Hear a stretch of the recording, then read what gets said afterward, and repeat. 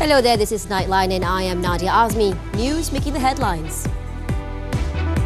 Government approves a 50% toll discount in conjunction with Chinese New Year. And misusing Halal logo, Shake and Bake and its director claimed trial to 6 charges.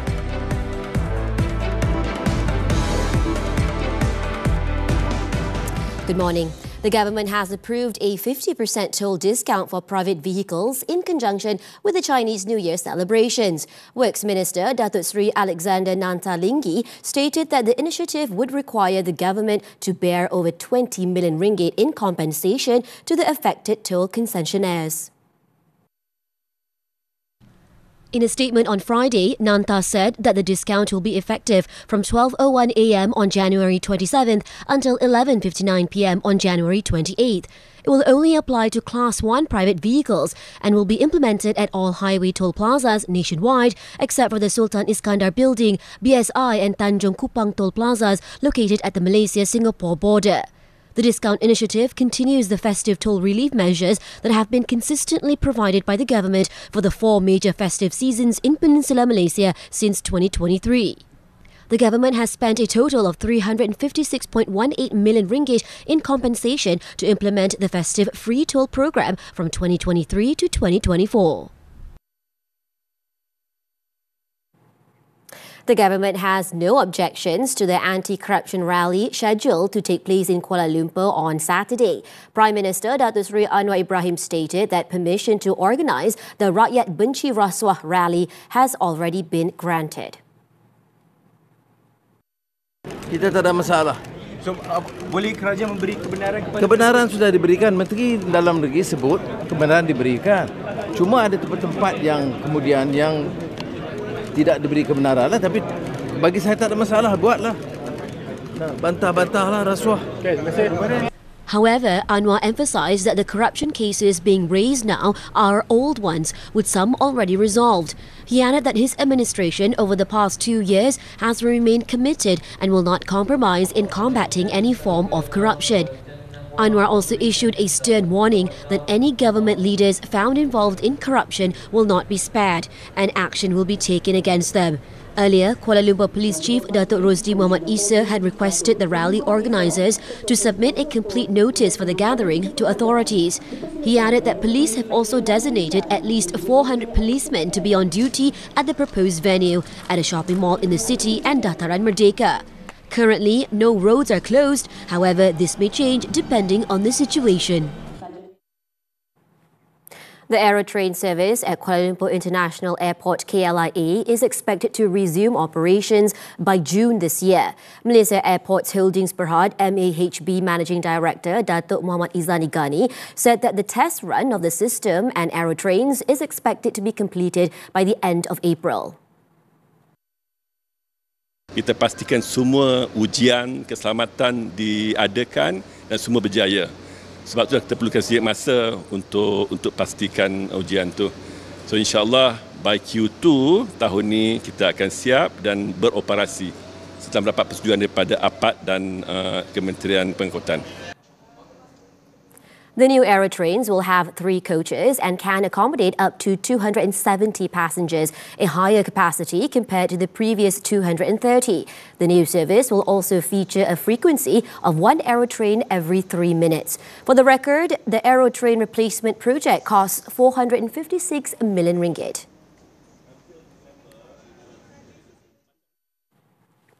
The proposed Waktu Bekerja Berlainan WBB shift system has been cancelled by the Cabinet pending further studies by the government. The decision was made after a Cabinet meeting on Friday. Health Minister Datuk Seri Dr. Zulkifli Ahmad in a statement said the Cabinet decided to cancel the pilot WBB project to allow a more thorough and comprehensive study. He added that his ministry has set up a special task force that will be chaired by Tan Sri Abu Bakar Sulaiman. The terms of reference of the task force are in relation to strengthening the delivery of healthcare services to the people and the scheduling of working hours. With the WBB system, the take-home pay of doctors and dentists at selected government healthcare facilities will be less as they will be only able to claim for active calls on weekends and public holidays and not for weekday shifts.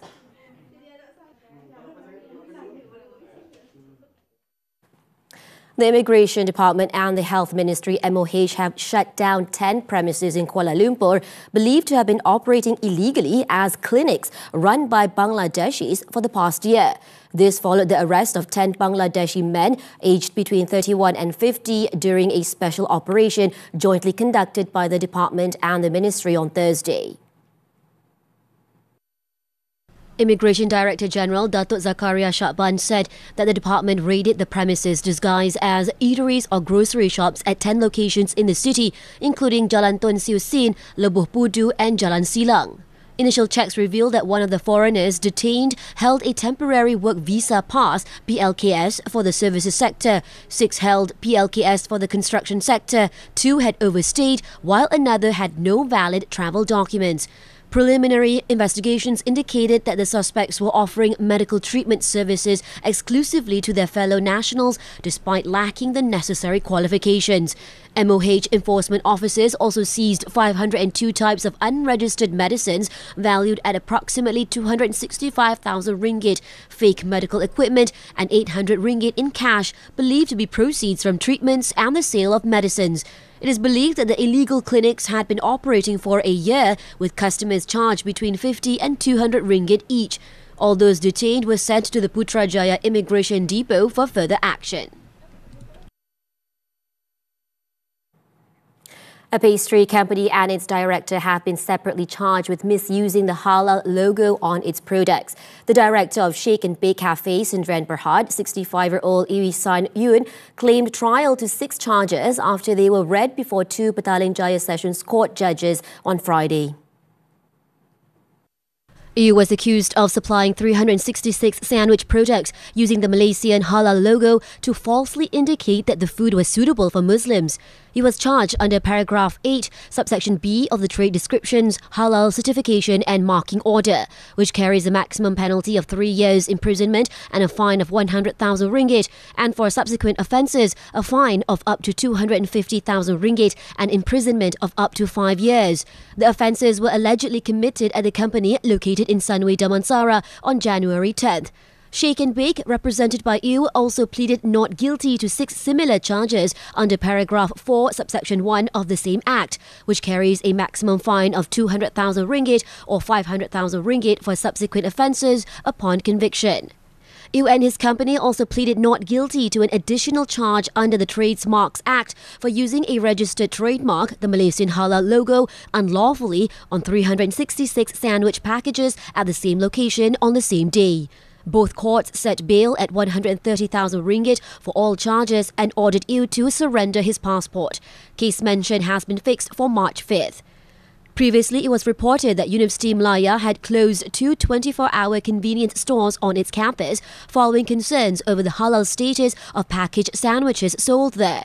The issue arose after a student claimed that a ham and cheese sandwich sold at a convenience store in the university was using a fake halal logo on its packaging.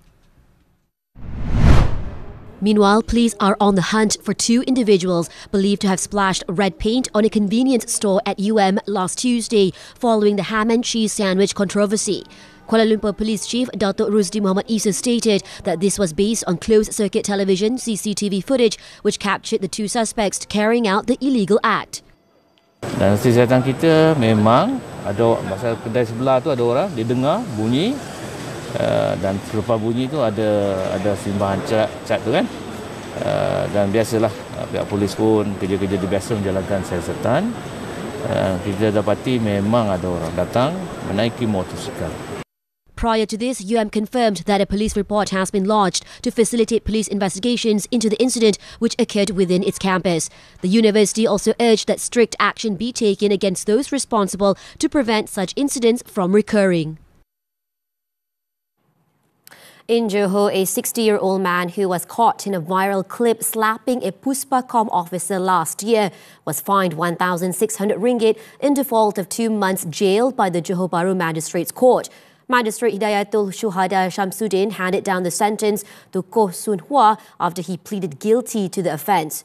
According to the charge sheet, Koh was accused of assaulting Puspakam officer Muhammad Suzaini Muhammad Taib at Jalan Bertam 23 at about 5:40 p.m. on November 18th last year. He was charged under Section 323 of the Penal Code for voluntarily causing hurt, punishable by up to a year in prison, a maximum 2,000 ringgit fine, or both if convicted. Police on January 17th confirmed that the incident took place in November last year. It was reported that the assault occurred after the accused had been informed that the lorry he brought in had failed a periodic inspection.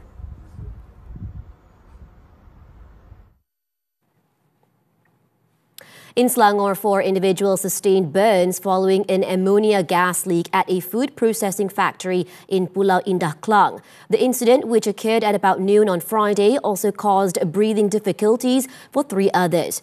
Following a report on the incident, authorities dispatched 16 personnel from the Pulau Indah Fire and Rescue Department to the scene. The operation was supported by the Hazardous Materials Unit. Reports indicated that there was a leak in the ammonia gas valve at the plant. The valve was successfully shut off at 3:10 p.m. The 4 burn victims were sent to the hospital by the management of the factory before firefighters arrived at the scene, while 3 other workers experiencing breathing difficulties were also taken to the hospital for further treatment.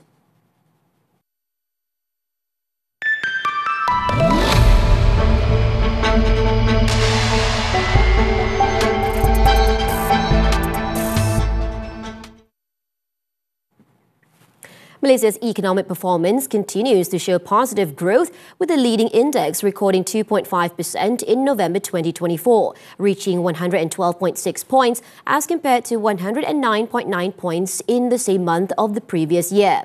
According to the Department of Statistics, the double-digit increase in the Bursa Malaysia Industrial Index of 24.6% has been the main contributor to the rise.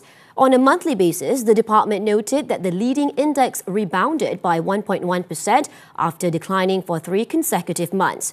Although still below the trend, Malaysia's economy is expected to continue growing, supported by strong domestic demand and increasing semiconductor-related exports following a sustained global demand.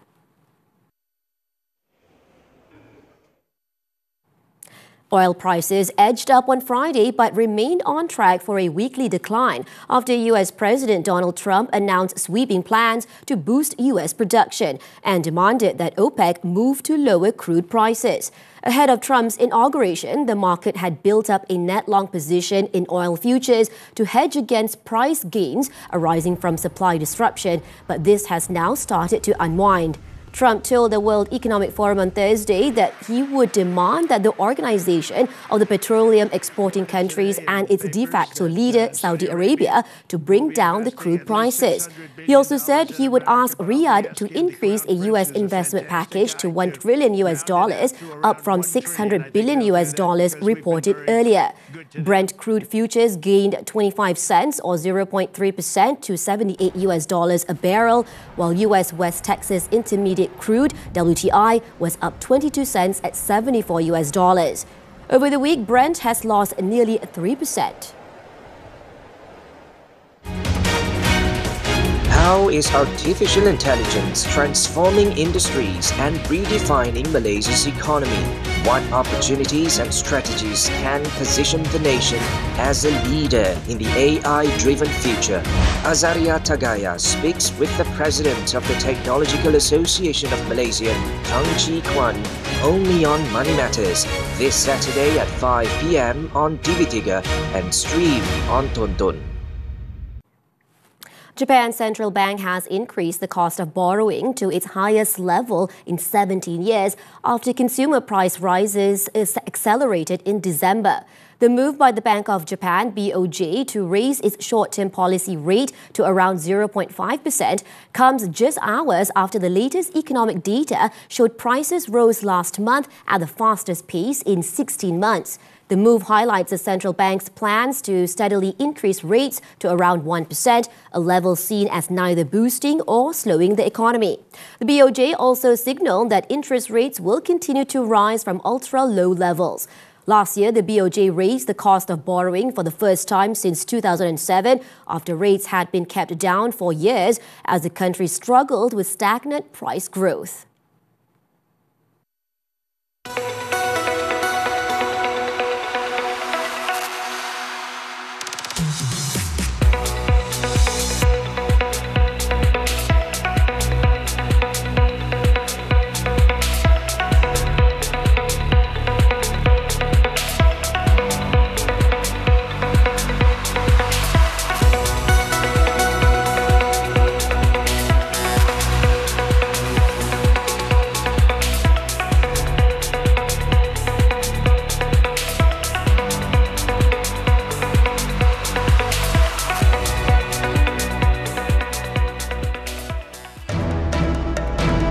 Three national pairs cruise into semis. The details right after this breather.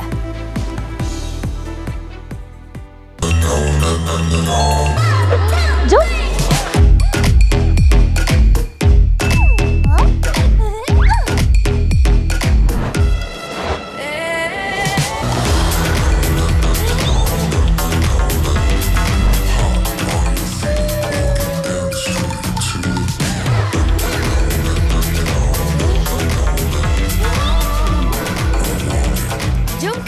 Untuk nikmati rasa Korea sebenar.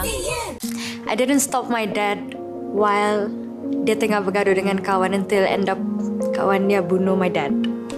Umur Mary 9 tahun masa tu. Everything happened so fast until I saw dia punya kawan tikam sini dia. The last time I saw him, kami pergi hospital di dalam icebox sudah.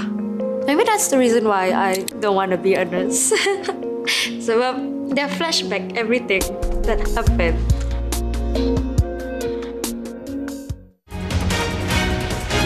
How is artificial intelligence transforming industries and redefining Malaysia's economy? What opportunities and strategies can position the nation as a leader in the AI-driven future? Azaria Tagaya speaks with the President of the Technological Association of Malaysia, Tang Chi Kwan, only on Money Matters this Saturday at 5 p.m. on TV3 and stream on Tonton. Kelpis Soda One in a Million telah menemui yang terbaik. Ini masanya untuk undi mereka. Gandakan 50 undian dengan pembelian produk Kelpis Soda di aplikasi Shopee dan isi butiran peribadi bersama kod voucher di Tonton. Maklumat lanjut di www.tonton.com.my/Kelpis Soda OIAM TV3. Saksikan Kelpis Soda One in a Million setiap Ahad 9 malam di TV3 dan stream juga di Tonton. Sejuta soda, satu juara.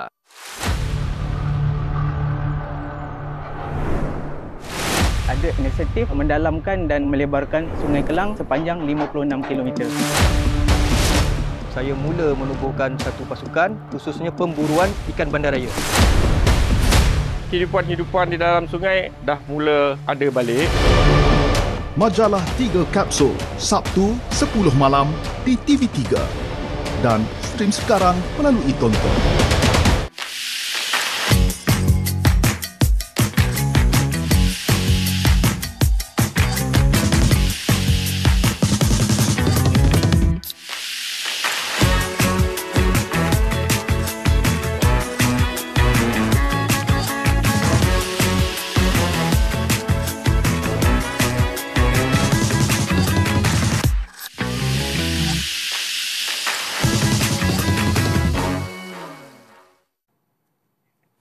On to sports badminton, the 2025 Indonesia Masters. Three national doubles pairs secured their spots in the semi-finals after defeating their respective opponents in the quarter-finals on Friday.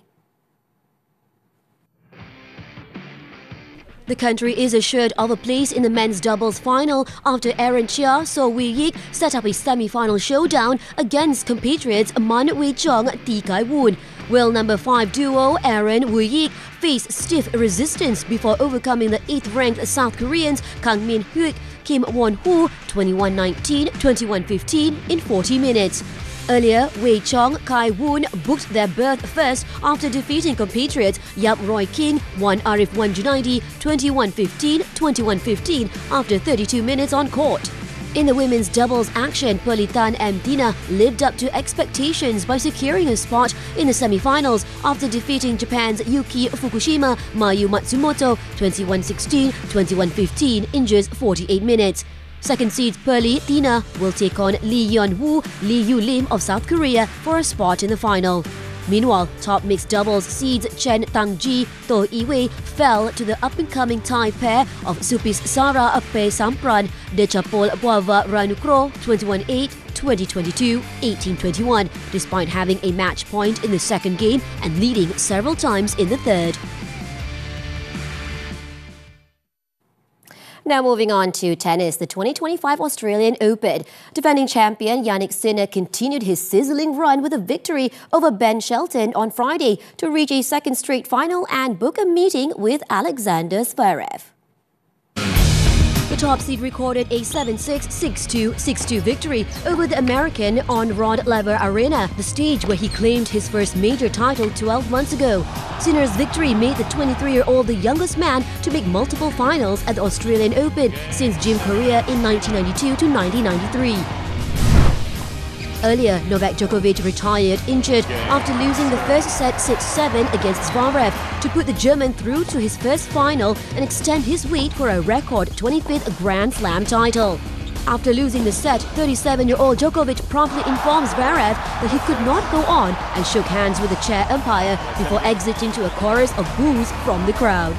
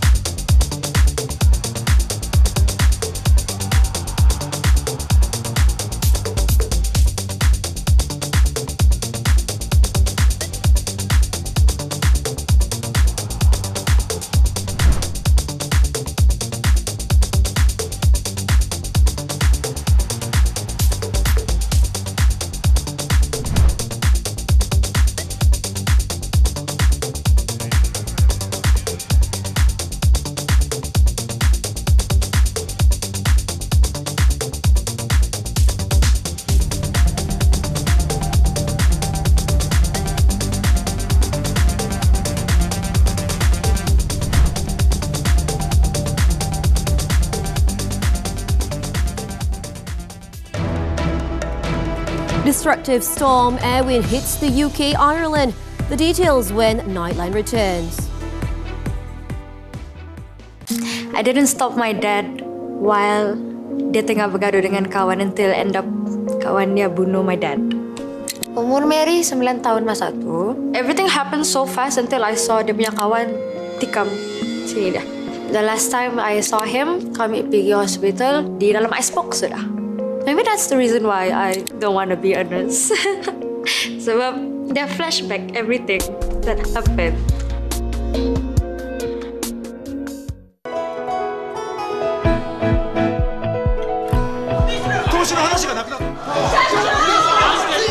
私が助けてやろうか。社長にそんなこと言う権利はないです。さっきのはどういう意味？友情ごっこはもう終わったんです。でどうすんの？諦めんの？もしもし。Roppongi Kelas setiap Sabtu dan Ahad 7 malam di Yoshi TV3 dan stream sekarang melalui Tonton. Kelpis Soda One in a Million telah menemui yang terbaik. Ini masanya untuk undi mereka. Gandakan 50 undian dengan pembelian produk Kelpis Soda di aplikasi Shopee dan isi butiran peribadi bersama kod voucher di Tonton. Maklumat lanjut di www.tonton.com.my/Kelpis Soda OIAM TV3. Saksikan Kelpis Soda One in a Million setiap Ahad 9 malam di TV3 dan stream juga di Tonton. Sejuta soda, satu juara. Aku terima nikahnya Nurul Jannah binti Abdullah dengan mas kahwin RM300 tunai. Tak ada yang kelakar pun sayang dalam soal hidup dan mati ni. You ingatkan apa yang you sign up masa you melamar I? Sebab tu I nak kahwin dengan you. I nak you sihat. Saya rasa bahagia sangat. Antara Dua Syurga, Minggu Akhir, Jumaat dan Sabtu 9 malam. Di Lestari TV3 dan stream sekarang melalui Tonton.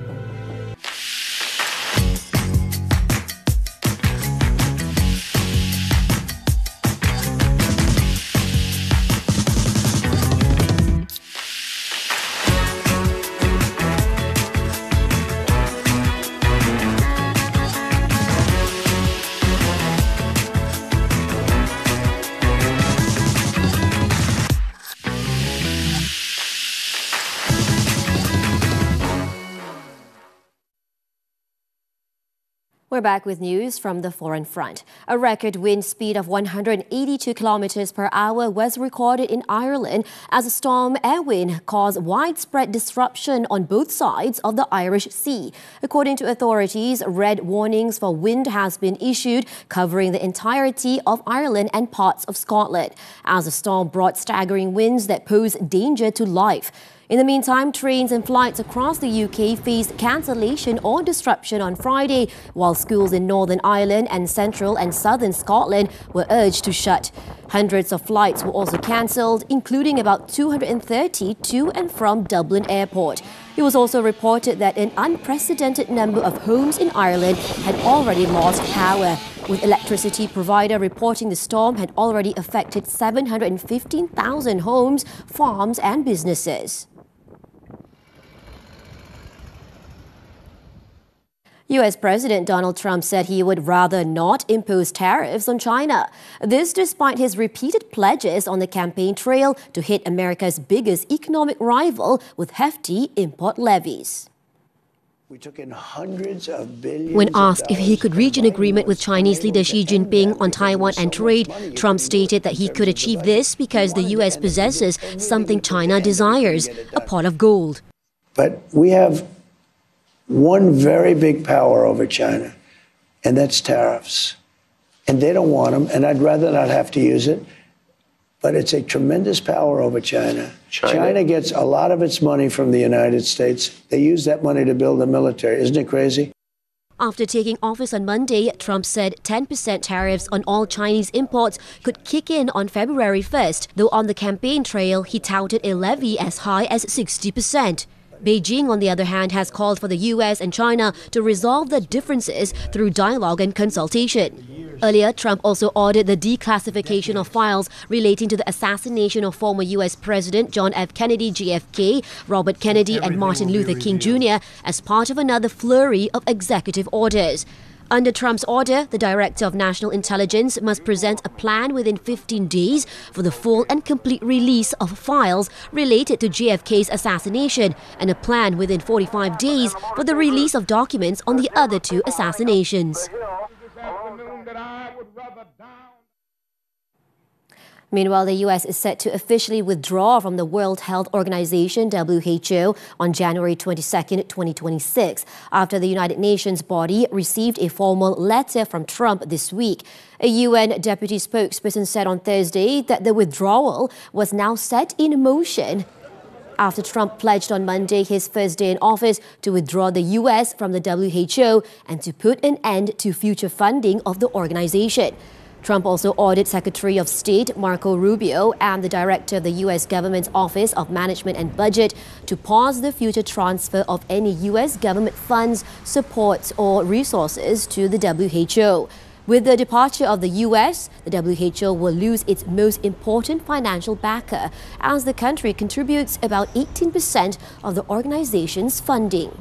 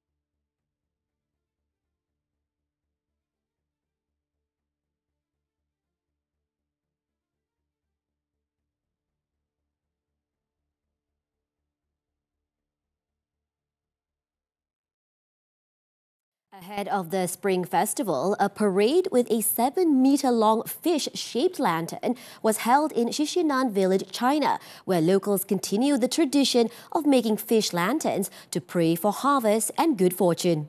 Let's take a look as we conclude Nightline this time around. With that, I'm Nadia Azmi. Thank you for watching and stay safe.